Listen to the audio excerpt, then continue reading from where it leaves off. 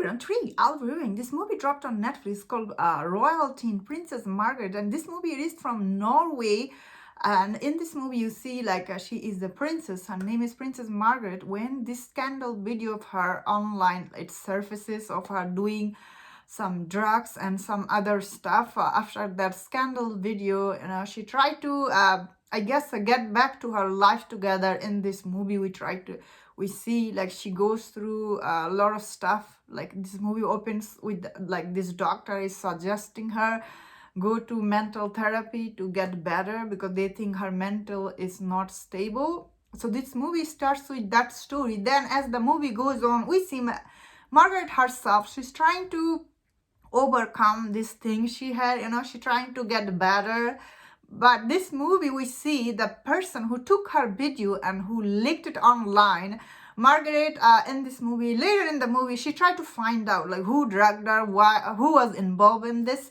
So this movie does have a lot of twist and turn, which I thought, the beginning of this movie, that is what this movie is going to be on focus on. I thought this movie, the twist about who leaked this video, I really like that plot line. On the paper also it sounds interesting, plot about this movie. But unfortunately in this movie, Margaret, oh man, she just makes same face throughout the whole movie. I was like, are you kidding me? I get it, you were worried. She just have same expression and nothing else is going on.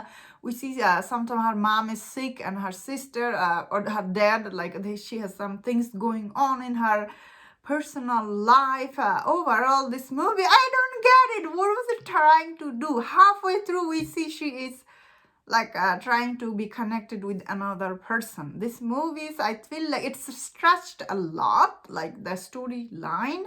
I really wish this movie focused on the twist and turn it was introducing to the audience, because those were interesting. If this movie focused on that, what happened to that night and who was behind, well, okay, maybe you can guess who is behind all this thing. But still, I really wish this movie was a little bit more focused.